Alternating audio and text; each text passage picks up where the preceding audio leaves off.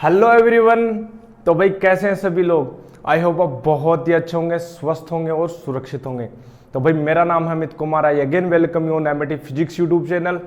Here you can get all kind of videos related to physics 11th 12th graduation, post graduation and research topic. And currently we are focusing on 11th and 12th series.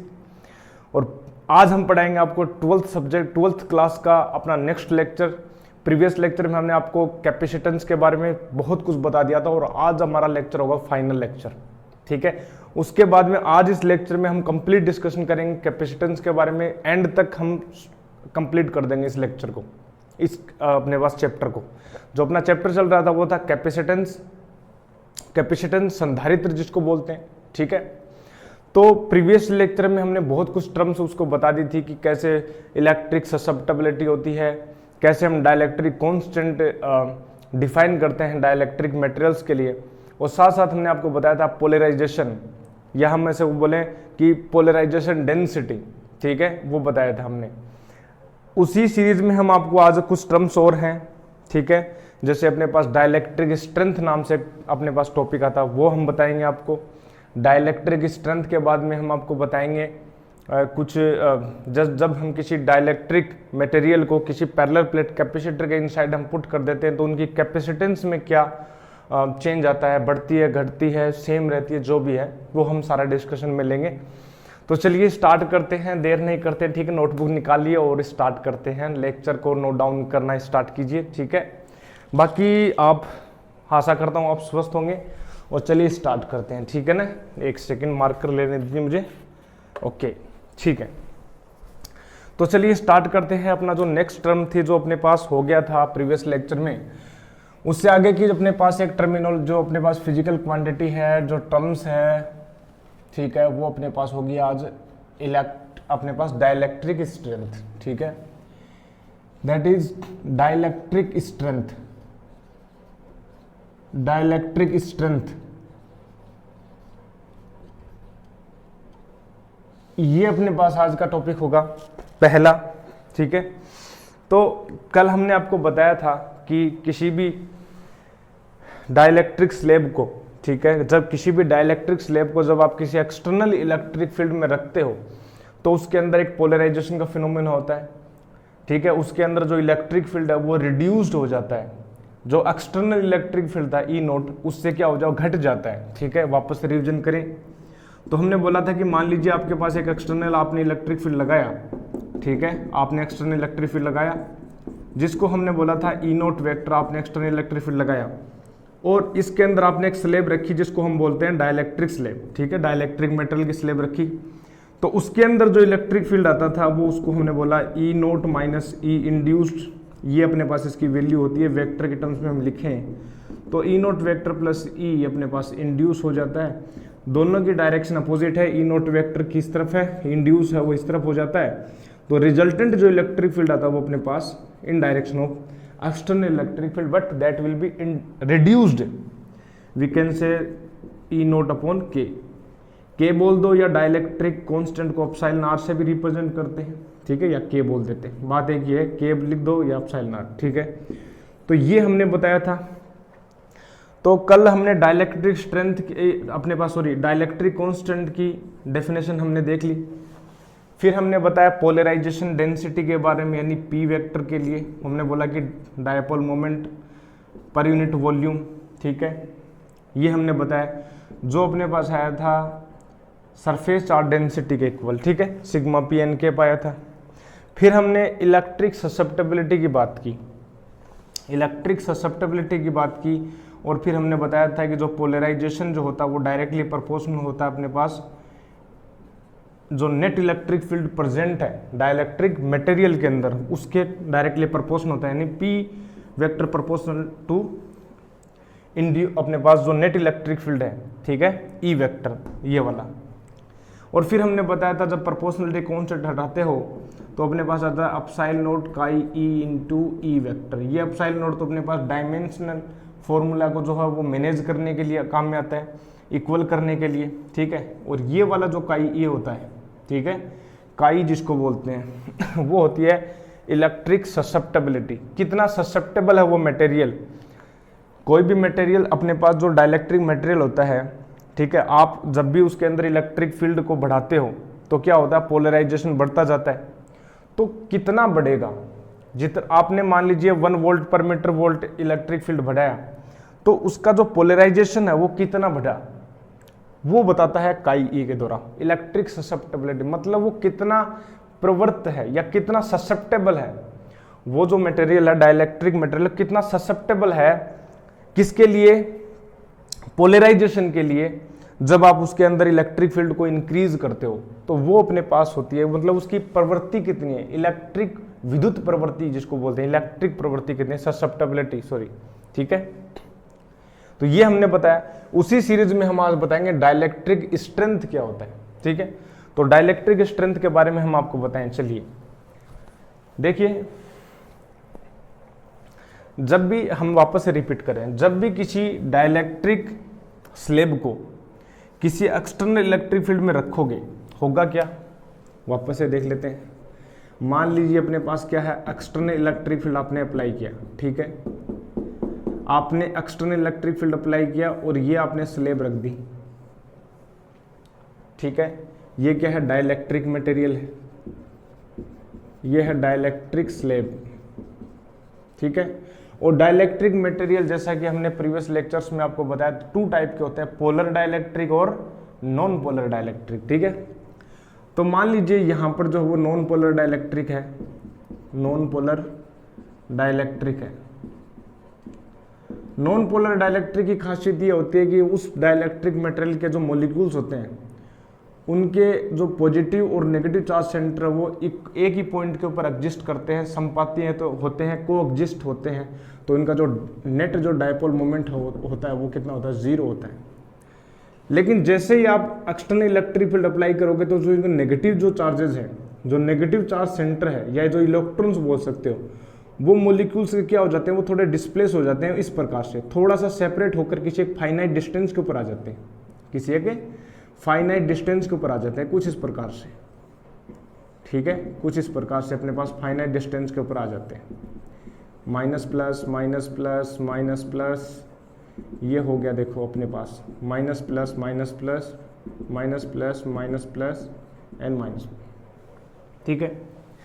तो कुछ एक finite distance के ऊपर ये negative और positive charge centre एक finite distance के ऊपर एक प्लेस हो जाते हैं, सेपरेट हो जाते हैं, ठीक है।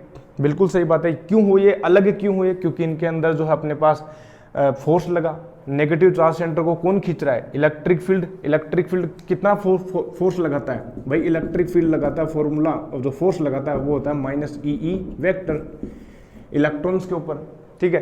तो इलेक्ट्रॉन्स क्या हो जाएंगे, इलेक्ट्रॉन्स इस तरफ खींचे जाएंगे, ठीक है, इस पॉजिटिव प्लेट की ओर खींच जाएंगे, तो यहाँ पर नेगेटिव इस तरफ से आ जाएगा, पॉजिटिव चार्ज सेंटर उस तरफ हो जाएगा, तो एक फाइनाइट डिस्टेंस बन जाएगी, ठीक है। सही बात है, इतनी बात समझते हो, बिल्कुल।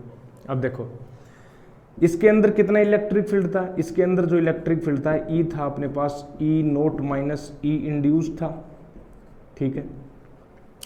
ई नोट अपने पास था एक्सटर्नल इलेक्ट्रिक फील्ड, बाहरी जो इलेक्ट्रिक फील्ड था वो कितना था, ई नोट था, और अंदर जो इलेक्ट्रिक फील्ड था ई था। अब हो क्या रहा, देखो इतनी बात अपने पास हम कर चुके हैं पहले भी, अब आगे देखते हैं। जब आप एक्सटर्नल इलेक्ट्रिक फील्ड की वैल्यू को बढ़ाओगे, मतलब उसका मैग्नीट्यूड बढ़ाओगे, ठीक है, डायरेक्शन फिक्स है, मैग्नीट्यूड आप बढ़ा रहे हो, मैग्नीट्यूड बढ़ाओगे तो होगा क्या, जो ये ई है, देखिए ई नोट बढ़ाओगे आप, इसकी वैल्यू आप बढ़ा रहे हो, तो जो डाइलेक्ट्रिक मटेरियल के अंदर जो इलेक्ट्रिक फील्ड है, मतलब जो ई है, उसकी वैल्यू भी बढ़ेगी।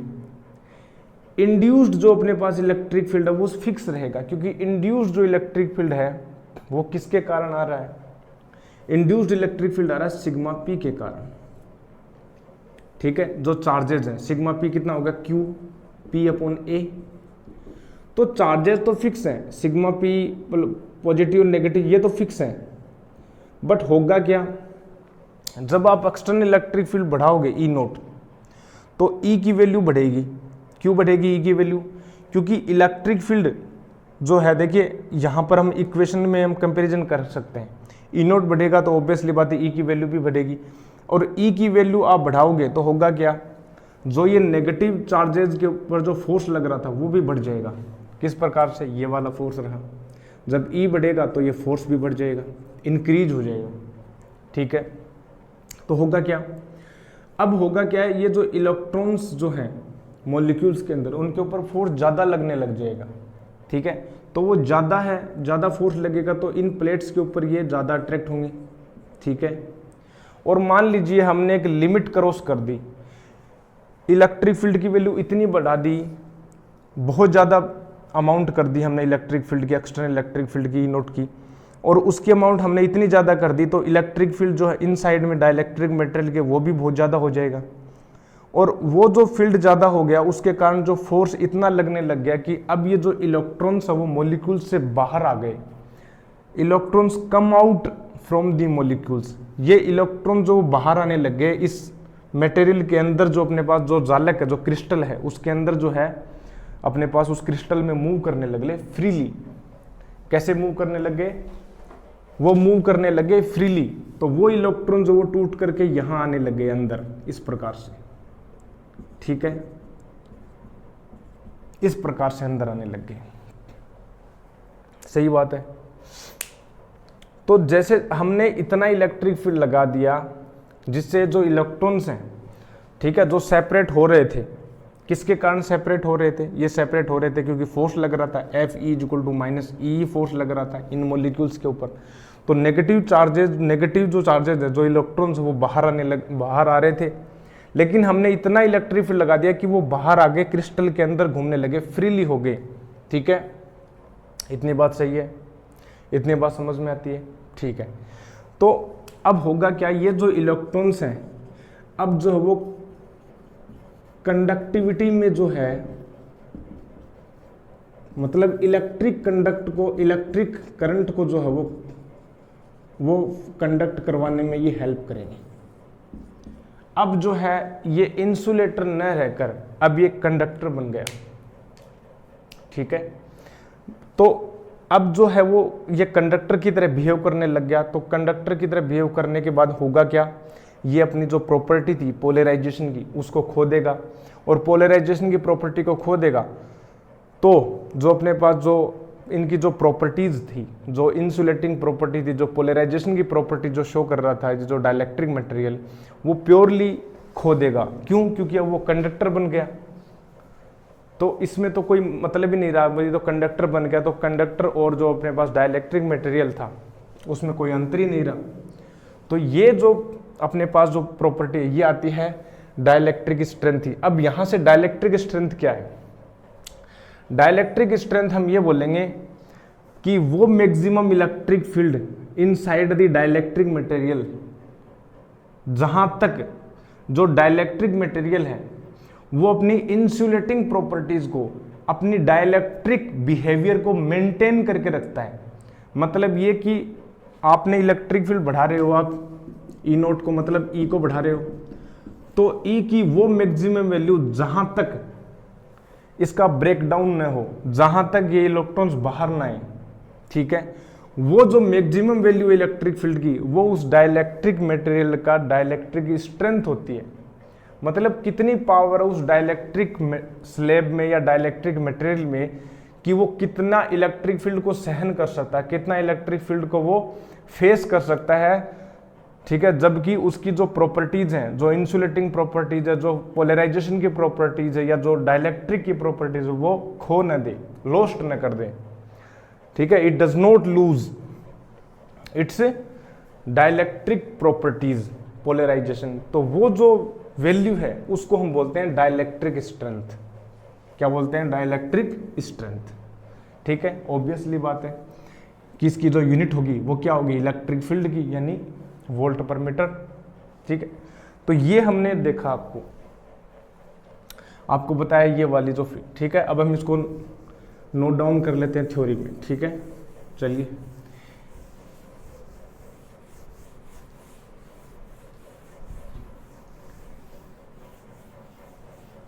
ठीक है, तो हम लिख लेते हैं इसको थ्योरी के टर्म्स में। देखो,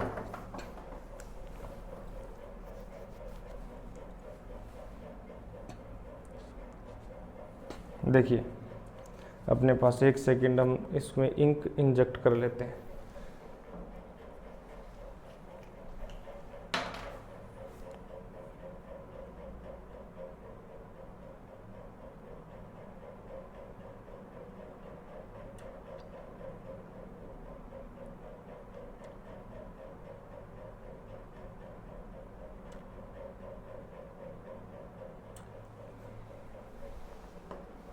ठीक है, चलिए, डाइलेक्ट्रिक स्ट्रेंथ होता क्या है, देखिए,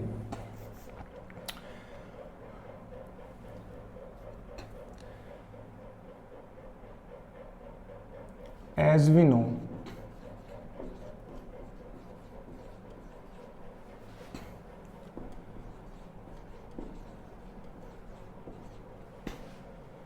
when we apply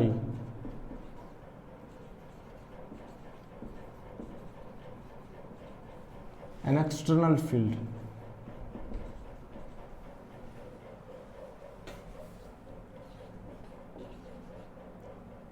over a dielectric slab, over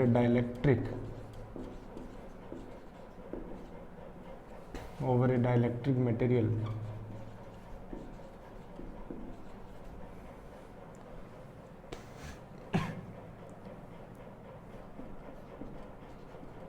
it shows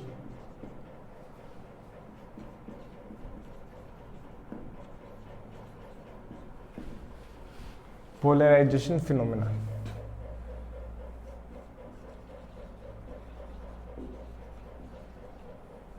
It shows polarization phenomena. ठीक है,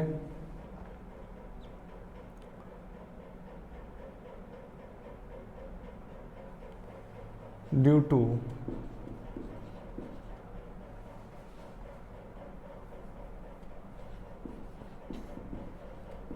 a finite separation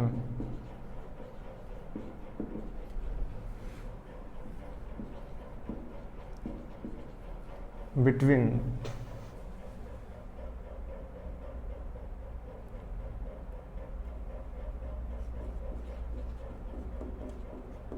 positive and negative charge center.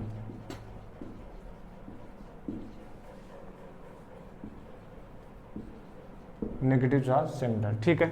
अब देखिए, ये पता है, सही बात है, जब हम किसी एक्सटर्नल इलेक्ट्रिक फील्ड में किसी भी डाइलेक्ट्रिक मटेरियल को रखते हैं तो उसके अंदर पोलराइजेशन का फिनोमेना होता है, बिकॉज जो पॉजिटिव चार्ज सेंटर और नेगेटिव चार्ज सेंटर वो सेपरेट हो जाते हैं किसी एक फाइनाइट डिस्टेंस के ऊपर।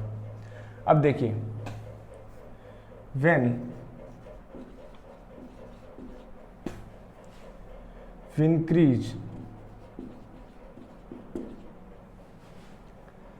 increase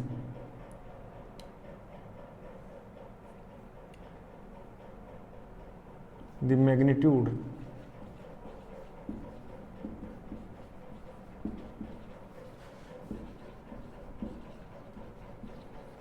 of external electric field,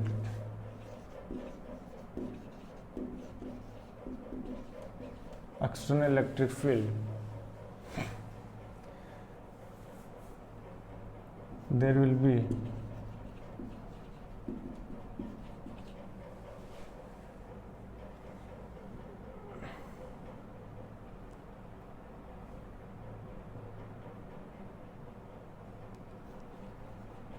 be large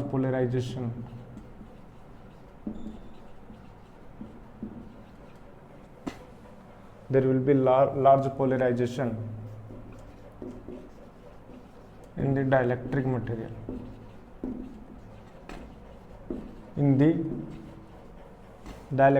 because क्यों होता है, क्योंकि P वेक्टर जो होता है वो डायरेक्टली प्रोपोर्शनल क्या होता है, E वेक्टर के।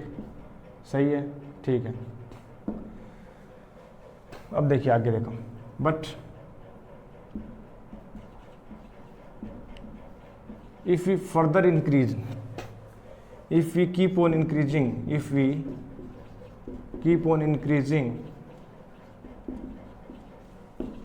external electric field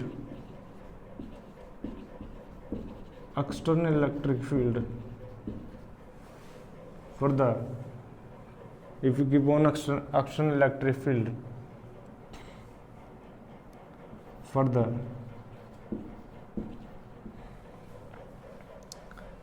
then at a certain value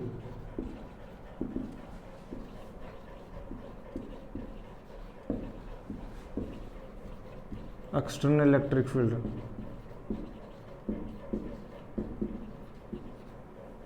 at a certain value of external electric field, the electrons of molecules of dielectric media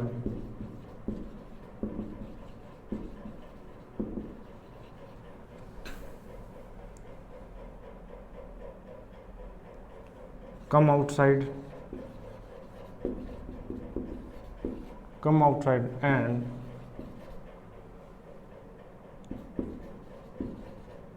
and they start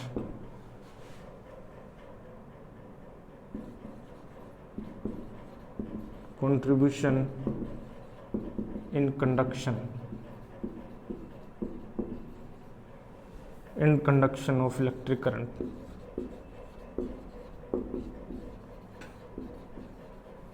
ठीक है, this is called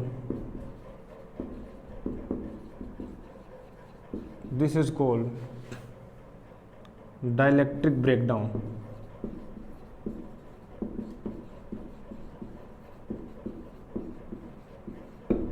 this is called dielectric breakdown. अब देखिए आगे देखते हैं, ये हो गया अपने पास डाइलेक्ट्रिक ब्रेकडाउन। ठीक है भैया, ब्रेकडाउन हो गया, ठीक है, डाइलेक्ट्रिक का क्या हो गया, ब्रेकडाउन हो गया। मतलब जो इलेक्ट्रॉन्स थे वो क्या हो गए, आप बाहर आ गए मॉलिक्यूल से, तो अब क्या होगा, कंडक्शन स्टार्ट हो जाएगा। They start contribution in conduction of electric current. ठीक है, this is called the dielectric breakdown. ठीक है, अब होगा क्या, अब हमें पढ़ना है डाइलेक्ट्रिक स्ट्रेंथ क्या होगी। ठीक है, द मैक्सिमम वैल्यू, ठीक है, देखिए द मैक्सिमम वैल्यू, ठीक है, the maximum value of electric field, the maximum value of electric field inside the dielectric inside the dielectric material at which, ठीक है, inside the dielectric material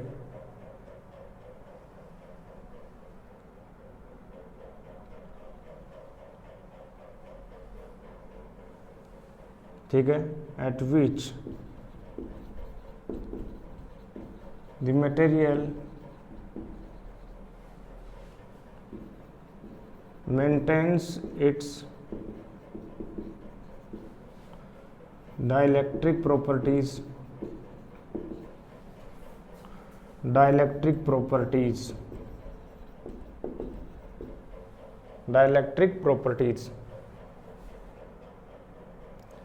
या हम बोल सकते हैं डाइलेक्ट्रिक प्रॉपर्टीज मतलब क्या हो जाएगा, पोलराइजेशन। ठीक है, पोलराइजेशन, ठीक है, और reduction of electric field inside the material, जो भी है अपने पास ये हो गया पोलराइजेशन, डाइलेक्ट्रिक प्रॉपर्टीज। ठीक है, at which the material maintains its dielectric properties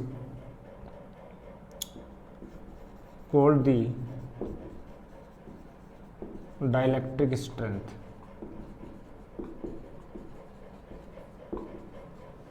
dielectric strength of the material, the dielectric material.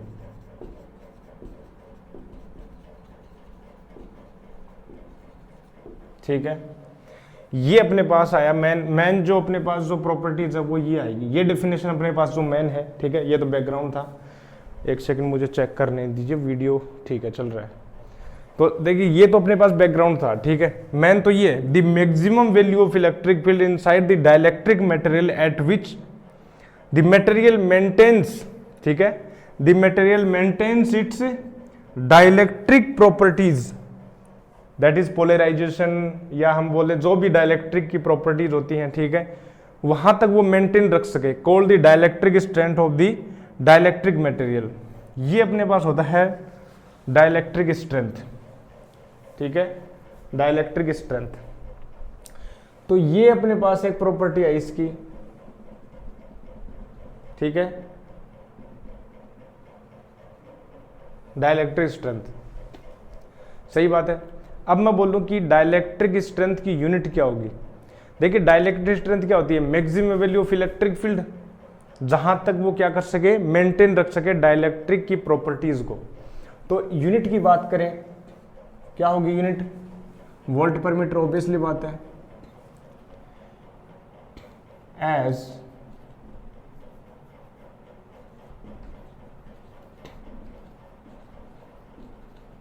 as dielectric strength is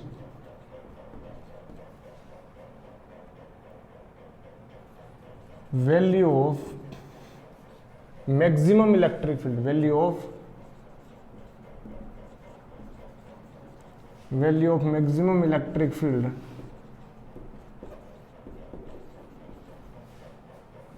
thus its unit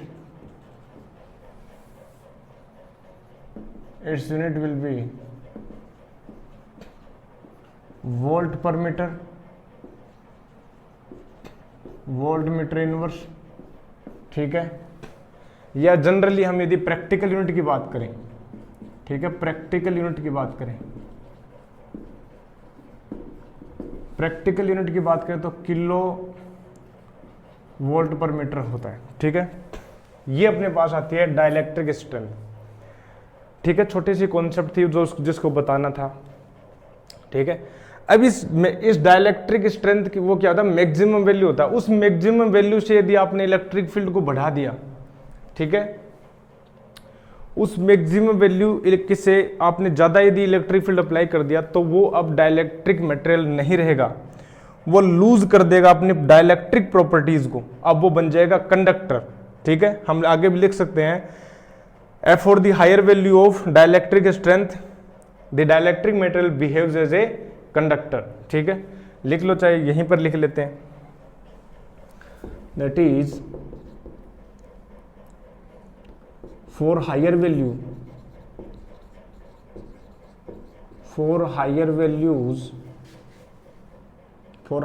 of dielectric strength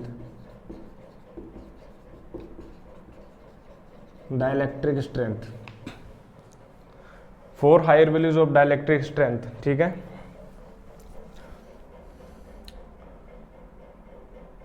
it behaves as a conductor,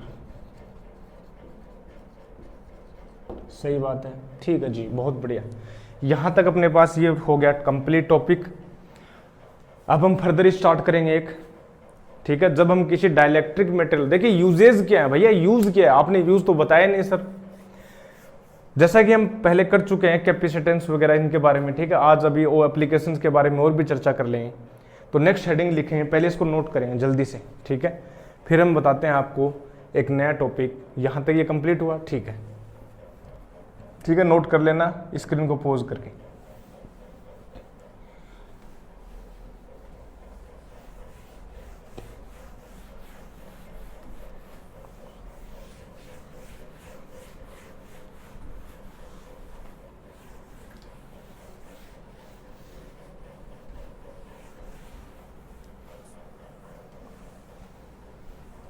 चलिए अब start करते हैं next जो topic रहेगा अपना, ठीक है, वो देखिए।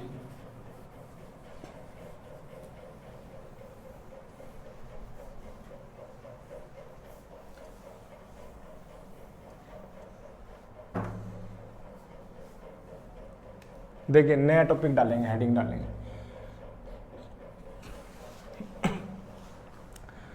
ठीक है। जब किसी पैरेलल प्लेट कैपेसिटर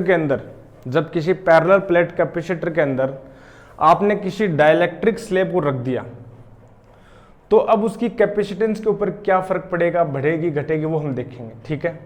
चलिए हेडिंग डालेंगे, कैपेसिटेंस, ठीक है। देखिए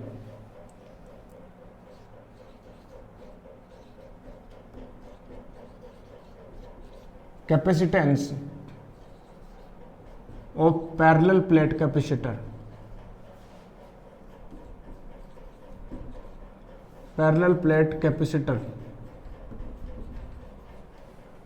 capacitance of parallel plate capacitor with A dielectric slab, with A dielectric slab.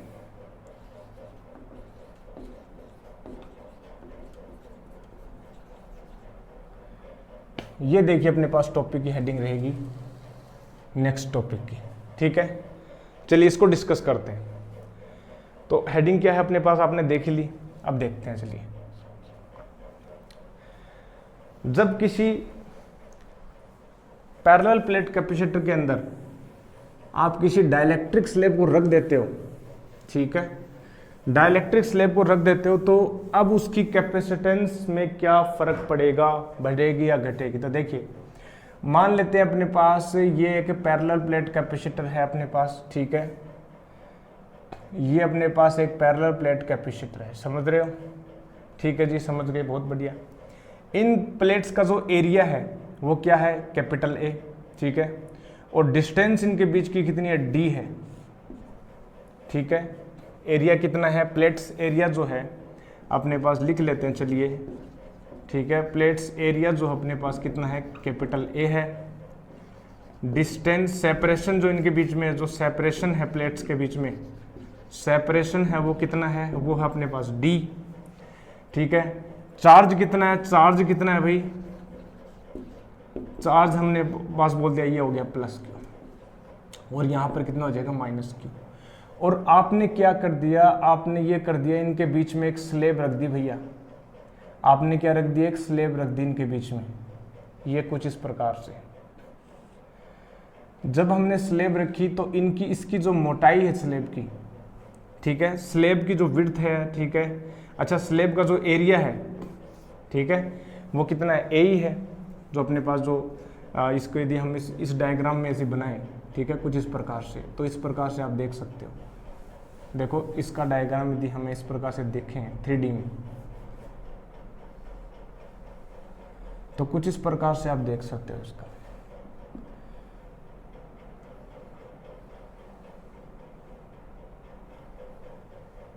ठीक है। और ये हमने रख दी स्लेब,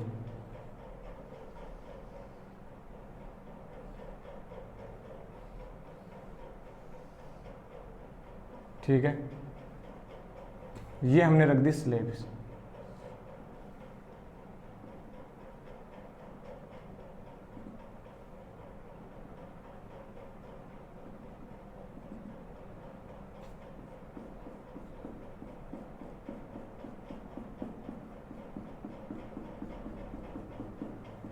तो इनके बीच का जो सेपरेशन है वो तो कितना, डी है, और इनके ये जो प्लेट की जो विड्थ है वो मान लेते हैं टी, ठीक है, ये टी अपने पास, ये हो गया अपने पास, हो गया टी, ठीक है। अच्छा, बहुत बढ़िया। अब देखो हम क्या चाहते हैं, अपने पास इसकी कैपेसिटेंस को कैलकुलेट करना, ये अपने पास हो गया स्लेब हो गई, ठीक है। हमारा जो पर्पज़ है ये है कि इस कंप्लीट जो डायलेक्ट अपने पास जो पैरेलल प्लेट कैपेसिटर है, इसकी कैपेसिटेंस कितनी होगी वो हमें निकालना है, ठीक है जी, बहुत बढ़िया। अब देखो इस पैरेलल प्लेट कैपेसिटर की मैं बात करूं तो कैपेसिटर्स निकालने का मेथड हम ऑलरेडी कर चुके हैं। हमने आपको 3 प्रकार के कैपेसिटर्स निकालना ही बताया था, पैरेलल प्लेट कैपेसिटर की बताया था, स्फेरिकल की भी और सिलेंड्रिकल कैपेसिटर की, तीनों की बताया था। वही मेथड रहेगा। क्या करना है, how to calculate, how to find out the capacitance of a parallel plate capacitor और a general capacitor. Simply we follow some process, we follow some steps. First of all, what is the definition of capacitance? Capacitance formula is C is equal to Q upon V. Means ये अपने पास 1 volt potential difference increase करने पर कितना अपने पास charge acquire कर सकता है कोई conductor, that is called the capacitance of that conductor. ये अपने पास होता है इसकी definition, C is equal to Q upon V. V क्या है? V is not a potential, it's about potential difference, that is very important. ये क्या potential difference है, that is called potential difference, this is called potential difference. और ये अपने पास कितना चार्ज है, ठीक है जी, बहुत बढ़िया। Charge we know already, charge तो प्लस क्यू है, ठीक है। We have to find out the potential difference, भैया पोटेंशियल डिफरेंस कितना है इन प्लेट के बीच में, ठीक है। इन प्लेट्स के बीच में पोटेंशियल डिफरेंस कितना है, चार्ज कितना है, चार्ज है प्लस क्यू, सिंपली चार्ज कितना है, प्लस क्यू है, ठीक है जी, बहुत बढ़िया। अच्छा जी, जब आप प्लस चार्ज रखोगे, ये अपने पास प्लेट है, इन प्लेट के बीच में यदि आपने चार्ज किया, इसके बीच में आपने अपने पास डाइलेक्ट्रिक मटेरियल की कोई स्लेब रखी, तो इनके बीच में भी तो भैया अपने पास इंड्यूस्ड चार्जेज आ जाता है, ठीक है, जैसा कि हम कर चुके हैं पहली बात इनके बारे में। और इसके अंदर जो इलेक्ट्रिक फील्ड है वो कितना आ जाएगा, ये इलेक्ट्रिक फील्ड आ जाएगा E, और बाहर इलेक्ट्रिक फील्ड कितना, बाहर इलेक्ट्रिक फील्ड कितना है, E नोट। ये हम कर चुके हैं ऑलरेडी। देखिए हमें कैलकुलेट करना भैया, चार्ज तो पे पता है, इस प्लेट की कैपेसिटेंस निकालनी है अपने को, पैरेलल प्लेट कैपेसिटर की, तो चार्ज तो हमें पता है कितना है, but what about the potential difference. To calculate potential difference, what to do, to calculate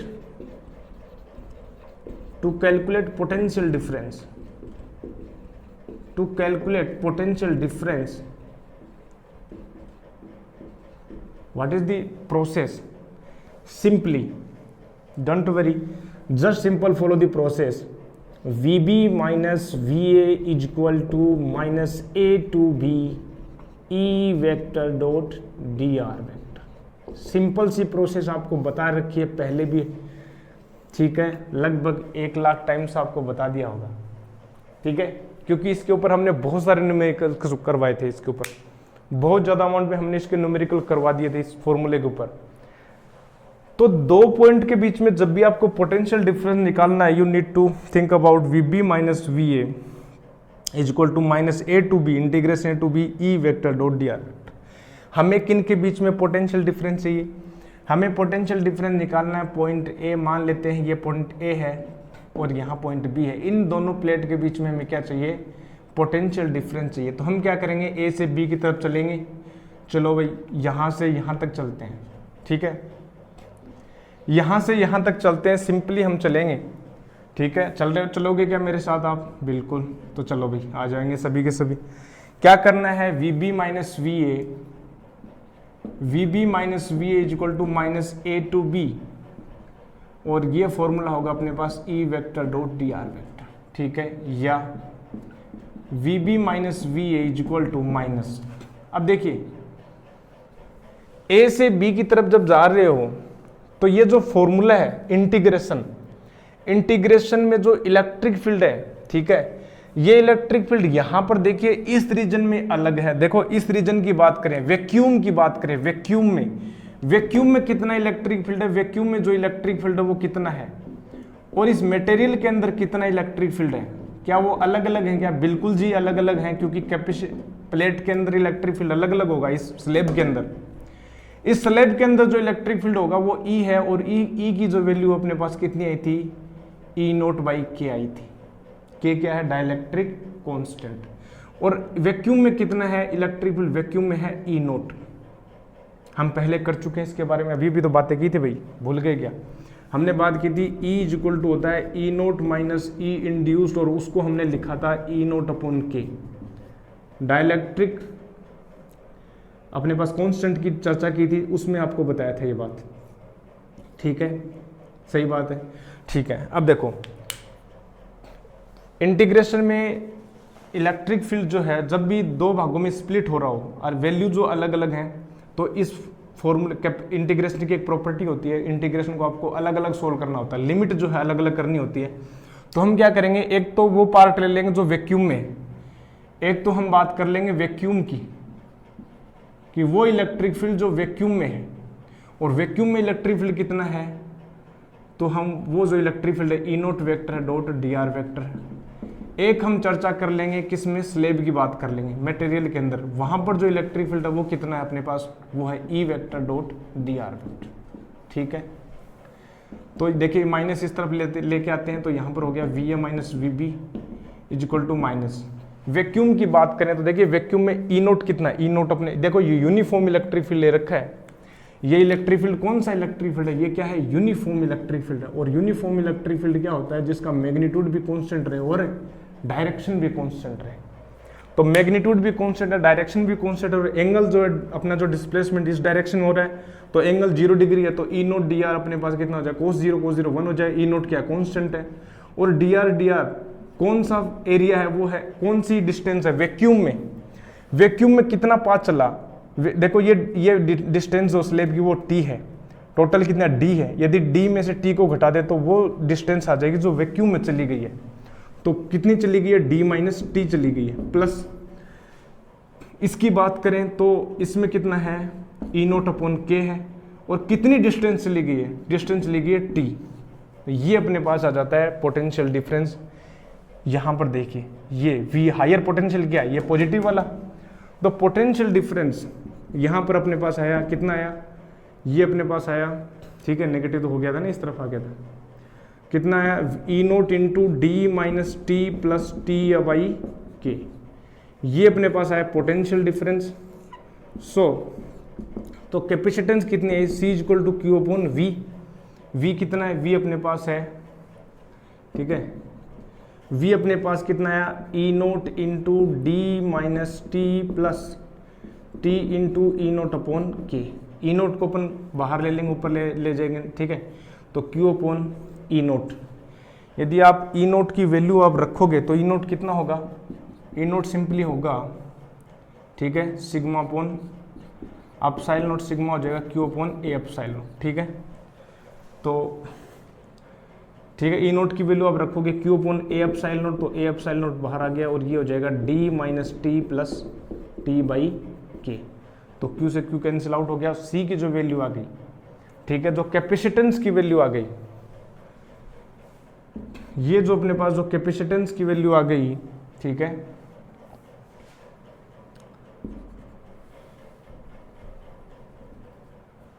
ठीक है, ये अपने पास इलेक्ट्रिक फील्ड की वैल्यू होती है ना, E naught is equal to sigma upon epsilon naught, और ये हो जाएगा क्यू अपॉन एप्सिलॉन नोट, ठीक है।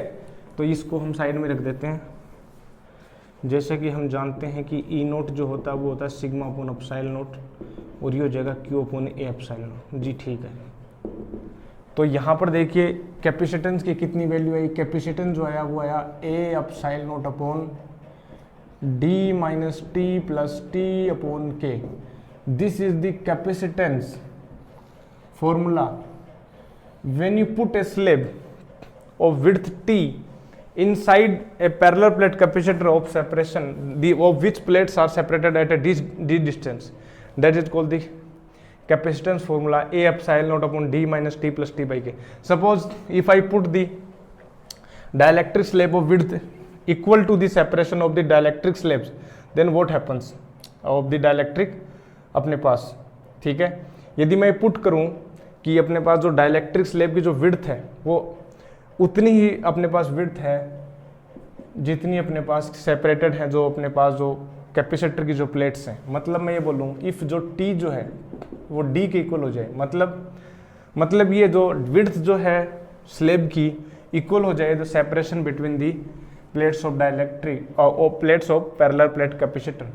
तो कितना होगा, C इक्वल टू हो जाएगा A epsilon naught upon T की वैल्यू हमने डी रखी तो ये हो जाएगा टी अपॉन के, और के आ जाएगा ऊपर। तो C जो अपने पास आया, ठीक है, वो अपने पास आया ए epsilon naught upon D into के, और ये जो अपने पास है ये C नोट क्या है, C नोट जो है अपने पास क्या है, ए एप्सिलॉन नोट अपॉन डी क्या है, कैपेसिटेंस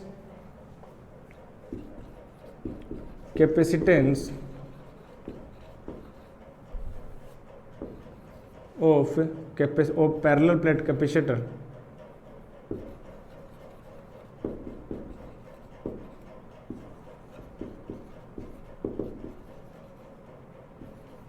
without slab।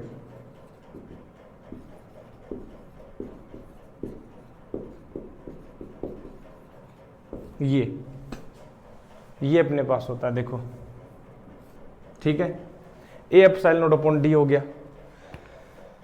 तो ये अपने पास ये फॉर्मूला निकल के आता है जब अपन उतनी ही विड्थ की डाइलेक्ट्रिक स्लेब को रखते हैं जितनी अपने पास प्लेट्स के बीच में सेपरेशन है पैरेलल प्लेट कैपेसिटर के बीच में, ठीक है। चलिए बहुत बढ़िया, यहां तक अपने पास हुआ के सी नोट, ठीक है। तो यहां तक देखिए यहां पर क्या फर्क पड़ रहा है, क्या अपने पास ये एप्लीकेशन होती है, देखो यहाँ पर आप चेक कर सकते हो, जब भी आप किसी डाइलेक्ट्रिक मटेरियल को या स्लेब को उस कैपेसिटर के अंदर पुट करोगे तो होगा क्या, उसकी कैपेसिटेंस जो वो इंक्रीज हो जाती है, कितनी टाइम्स, के टाइम्स इंक्रीज हो जाती है, और के होता है डाइलेक्ट्रिक कांस्टेंट जिसकी वैल्यू हमेशा एक से बड़ी ही होती है। तो ऑब्वियसली बात है जो सी जो है वो ग्रेटर देन हो गया सी नोट से, मतलब कैपेसिटेंस क्या हो गई, इंक्रीज हो गई, कैपेसिटेंस क्या हो गई, इंक्रीज हो गई। ठीक है, तो ये अपने पास निकल के आता है। ठीक है, तो ये अपने पास हो गया अनोदर अपने पास टॉपिक। और अब नेक्स्ट हम चलेंगे, ठीक है, पहले इसको नोट करेंगे, फिर नेक्स्ट आपको बताते हैं नया topic that is very very also important. चलो नोट करेंगे इसको जल्दी, ठीक है।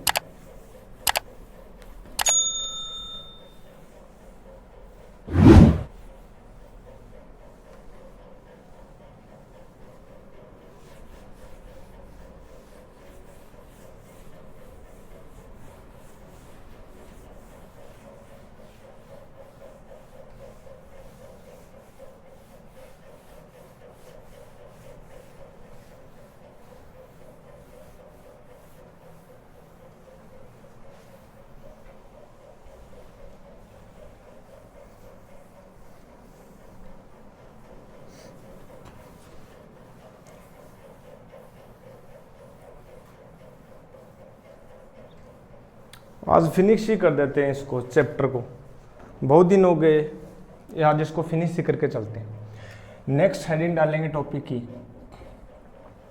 ठीक है। देखिए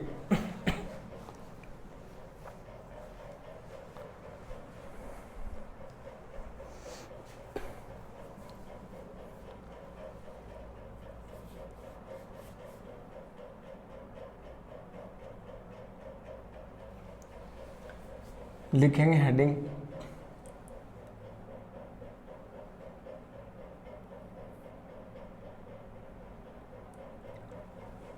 चलिए हेडिंग लिखेंगे, इफेक्ट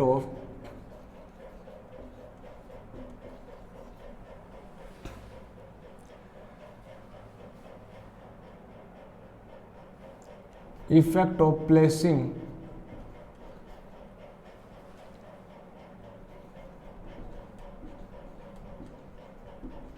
डाइलेक्ट्रिक मटेरियल या dielectric slab, effect of placing dielectric slab inside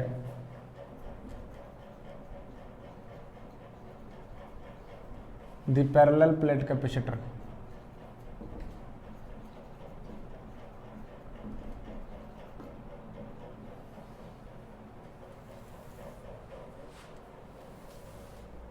ठीक है, ये अपने पास देखो हेडिंग हो गई।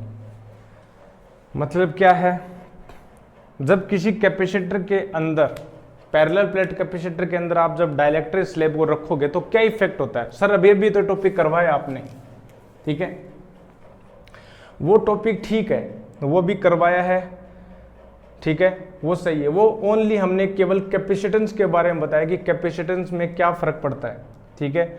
जब आप किसी टी विड्थ की किसी डाइलेक्ट्रिक स्लेब को किसी पैरेलल प्लेट कैपेसिटर के अंदर रखते हैं तो उसकी कैपेसिटेंस में क्या फर्क पड़ता है, C इक्वल टू हो जाता है A epsilon not upon D minus T plus T by K।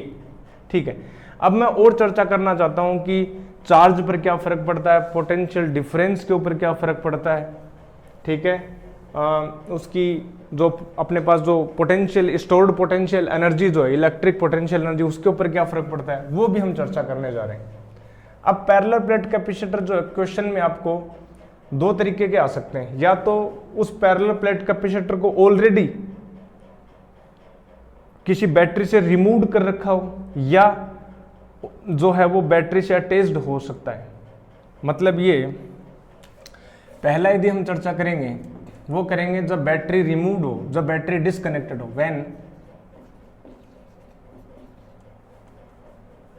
when battery is disconnected,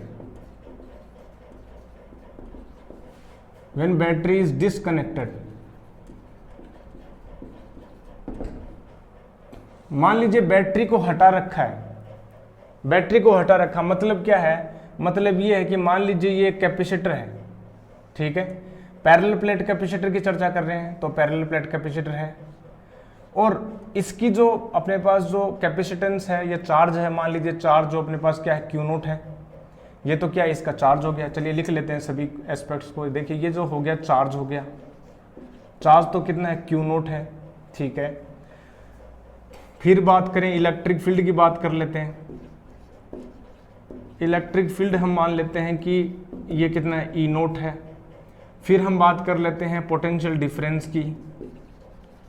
potential difference कितना है, हम बोल देते हैं कि भाई वी नोट है, ठीक है। फिर हम बात कर लेते हैं कैपेसिटेंस की। कैपेसिटेंस कितनी है, पहले कैपेसिटेंस है सी नोट है।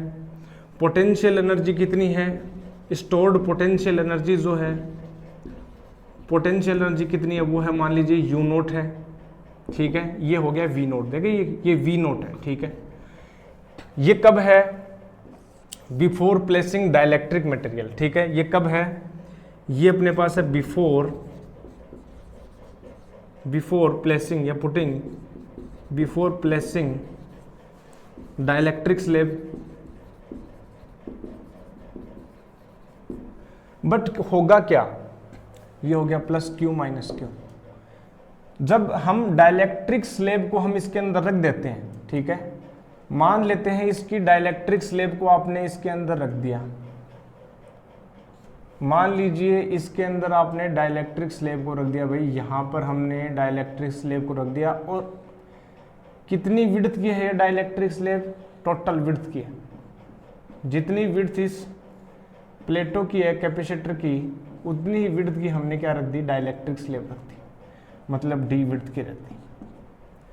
अब हम ये चर्चा करने जा रहे हैं कि चार्ज के ऊपर क्या फर्क पड़ेगा, इलेक्ट्रिक फील्ड के ऊपर, potential difference, capacitance and potential energy के ऊपर क्या फर्क पड़ेगा, वो देख रहे हैं।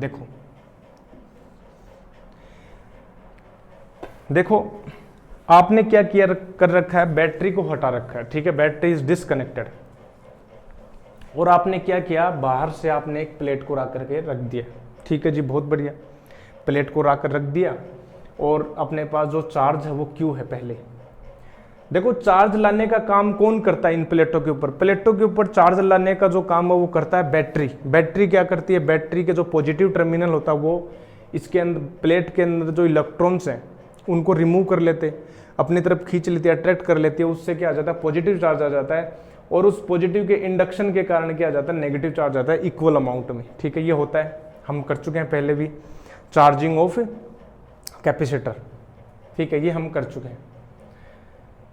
अब बैटरी को हटा दिया आपने, तो चार्ज जो जितना था उतना ही रहेगा, क्योंकि चार्ज को प्रोड्यूस करने का काम कौन कर रहा है, चार्ज को प्रोड्यूस करने का काम कर रही है बैटरी। अब आपने बैटरी को तो क्या कर दिया, हटा दिया, और आपने एक स्लेब को रख दिया, तो चार्ज के ऊपर क्या होगा, कोई फर्क नहीं पड़ेगा, charge will be conserved, as we know charge fundamental property of electric charge is conservation of charge.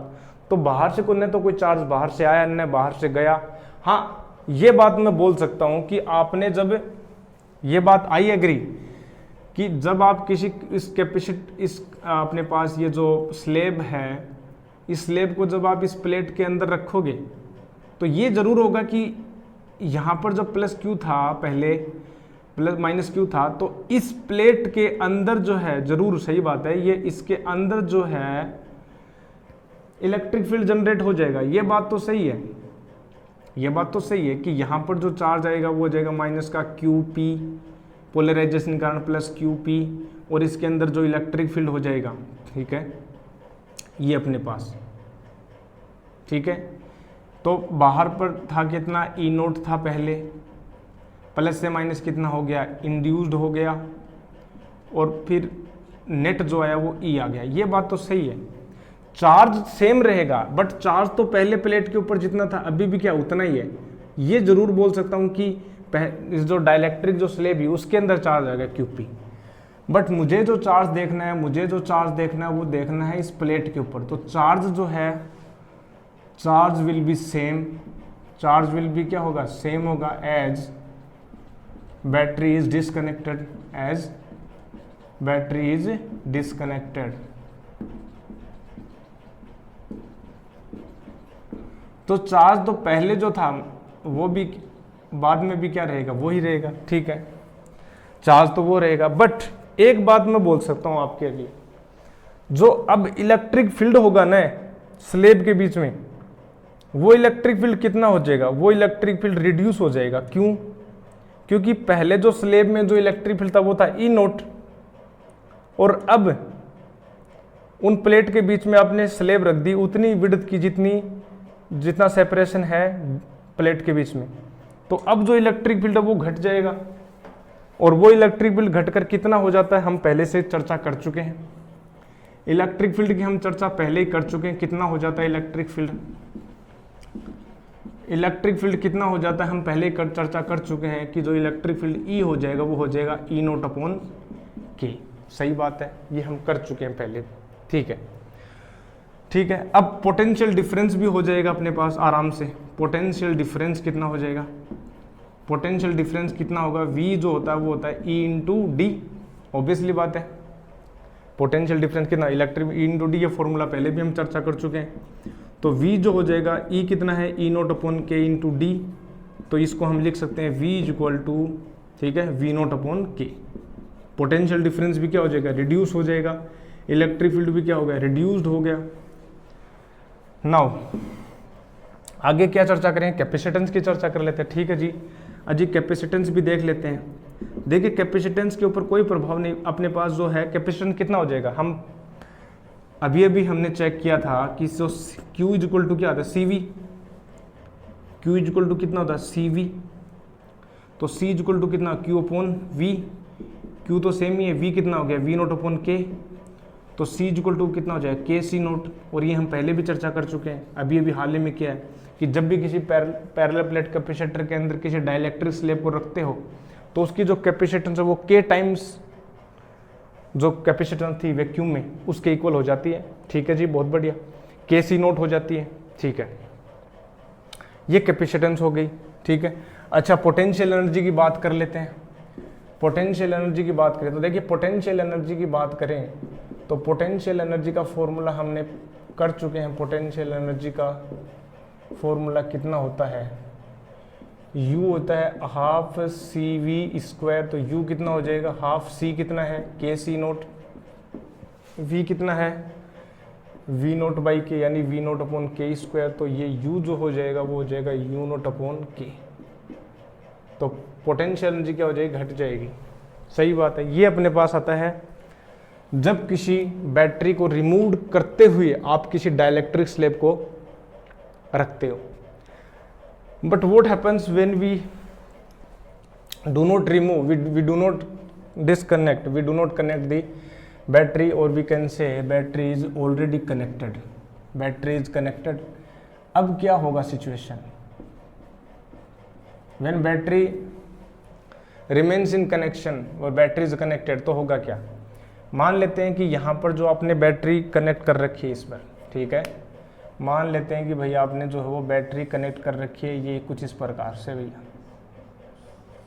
ठीक है, और बैटरी की वोल्टेज कितना है, V नोट वोल्ट की बैटरी है, V नोट वोल्टेज की बैटरी है, ठीक है, और ये अपने पास before placing the dielectric slab, और अब जो है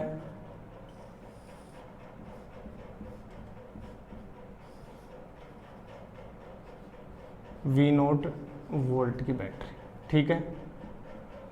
अब होगा क्या, अब मजेदार बात है, देखो सभी को इरेज कर देते हैं और अब हम नए सिरे से लिखते हैं कैपेसिटेंस और पोटेंशियल एनर्जी। देखो जब आपने बैटरी को कनेक्ट कर दिया, ठीक है, तो बैटरी क्या करेगी, बैटरी जो है हम पहले भी कर चुके हैं ये बात, चार्जिंग ऑफ ए कैपेसिटर। जब किसी कैपेसिटर को आप चार्ज करते हो तो आपने बैटरी लगाया, बैटरी से की को आपने ऑन किया, की को ऑन करते ही क्या होगा, ये चार्ज जो है वो इलेक्ट्रॉन्स को इस तरफ खींचेगा, इलेक्ट्रॉन इस तरफ आएंगे, इलेक्ट्रॉन इस तरफ आएंगे, और यहाँ पर चार्ज बढ़ता जाएगा बढ़ता जाएगा बढ़ता जाएगा, इलेक्ट्रिक फील्ड इस तरफ एस्टेब्लिश होता जाएगा, ठीक है। एक टाइम ऐसा आएगा कि ये प्लस कैपिटल क्यू हो गया, ये माइनस क्यू, चार्ज जो है वो इनफ जो है वो यहाँ पर आ गया और यहाँ पर हो गई प्लेट के ऊपर पॉजिटिव चार्ज, यहाँ पर नेगेटिव चार्ज हो गया। अब ये प्लेट क्या करेगी, इन इलेक्ट्रॉनों को अट्रैक्ट करने लग जाएगी। अब मतलब मैं ये बोल सकता हूँ कि जितनी जो पोटेंशियल डिफरेंस इस बैटरी के ऊपर है V, उतनी पोटेंशियल डिफरेंस इस पैरेलल प्लेट कैपेसिटर की प्लेटों के ऊपर भी हो गई। इसका मतलब मैं ये बोल सकता हूँ कि प्लेटों के ऊपर जो पोटेंशियल डिफरेंस है, पोटेंशियल डिफरेंस जो प्लेट के ऊपर है, वही जो डिफरेंस है वो बैटरी के ऊपर है। ये सिंपल सी प्रोसेस होती है चार्जिंग ऑफ ए कैपेसिटर।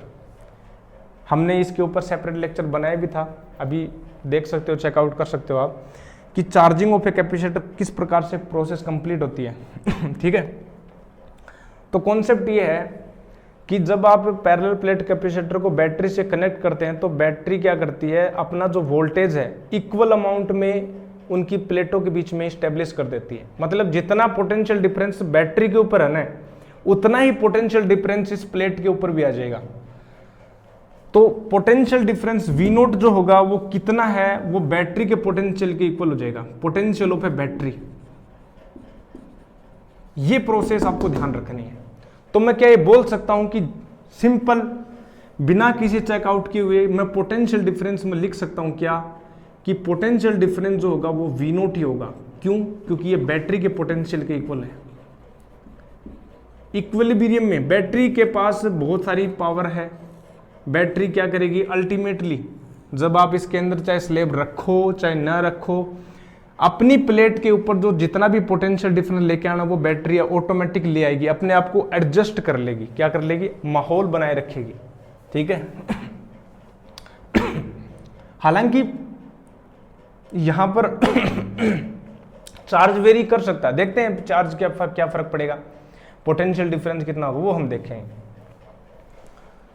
ठीक है, अब देखते हैं कैपेसिटेंस। ठीक है, कैपेसिटेंस के ऊपर क्या फर्क पड़ता है। देखो कैपेसिटेंस जो है ना, कैपेसिटेंस ना तो बैटरी पर डिपेंड करता है ना इलेक्ट्रिक फील्ड पर डिपेंड करता है, क्योंकि कैपेसिटेंस जो है वो प्रॉपर्टी होती है मटेरियल की। किसकी होती है, मटेरियल की। तो कैपेसिटेंस जो है वो के टाइम्स ही बढ़ा रहेगा। क्यों? क्योंकि कैपेसिटेंस जो होता है, हमने ऑलरेडी हम कर चुके हैं कि जब भी किसी स्लेब को रखते हो किसी पैरेलल प्लेट कैपेसिटर के अंदर, तो उसकी जो कैपेसिटी है वो के टाइम्स बढ़ जाएगी। ठीक है, आप चाहे बैटरी लगाओ चाहे ना लगाओ, क्योंकि ये जो प्रॉपर्टी होती है, ये प्रॉपर्टी होती है मटेरियल की। ठीक है, ये किन किन बातों पर डिपेंड करती है, न तो ये वोल्टेज के ऊपर डिपेंड करती है, हमने पहले ही कर चुके हैं ये बात C=Q/V में।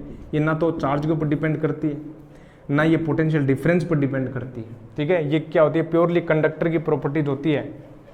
तो जितना जो कैपेसिटी आपने स्लेब को रखा, स्लेब को रखते ही कितना हो जाती है कैपेसिटेंस, KC0। अब आप इसके ऊपर चाहे बैटरी लगाओ चाहे ना लगाओ, उसकी जो कैपेसिटेंस है वो ही रहने वाली है।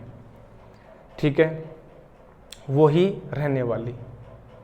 अब चार्ज कितना हो जाएगा, चार्ज की बात देख लेते हैं। तो चार्ज कितना हो जाएगा, चार्ज देखो Q कितना होता है, CV।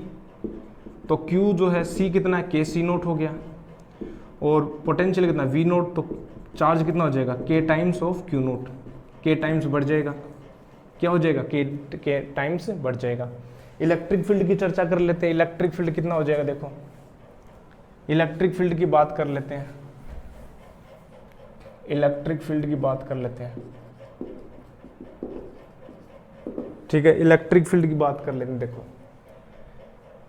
E क्या होता है, V/D, V /D। तो V कितना हो गया, V अपने पास V नोट है और D अपने पास D है, तो इलेक्ट्रिक फील्ड सेम ही रहेगा। इलेक्ट्रिक फील्ड में कोई चेंजमेंट नहीं होएगा। ठीक है, फिर हम बात कर लेते हैं पोटेंशियल एनर्जी की। तो पोटेंशियल एनर्जी कितना आ जाएगा, पोटेंशियल एनर्जी हो जाएगा U ½ CV²। हाफ C कितना है, KC0 है, और V कितना है, K टाइम्स हो गया, V तो सेम ही है, V0² हो जाएगा। तो U जो हो जाएगा वो हो जाएगा K times U note, K times increase हो जाएगा। ठीक है, तो ये हमने देखी सारी प्रोसेस। जब आप बैटरी हटाए रखते हो, बैटरी को लगाए रखते हो, दोनों मेथड, दोनों अपने पास केसेस हमने देख चुके हैं कंप्लीट। ठीक है, तो ये इफेक्ट रहता है जब आप किसी डाइलेक्ट्रिक स्लेब को रखते हो किसी पैरेलल प्लेट कैपेसिटर के अंदर, in two cases when battery is disconnected and battery is connected. ठीक है, तो ये अपने पास ये वाला टॉपिक भी हुआ कंप्लीट, ठीक है, यहाँ तक। ठीक है, वीडियो को चेक करते हैं हम। ठीक है, तो यहाँ तक अपने पास होता है टॉपिक कंप्लीट और चैप्टर हो गया अपने पास कंप्लीट। ठीक है, बाकी न्यूमेरिकल्स के अंदर हम करवाएंगे आपको। अब चलेंगे अपने पास न्यूमेरिकल्स केवल। ठीक है, ओनली न्यूमेरिकल्स हम डिस्कशन में लेंगे। ठीक है,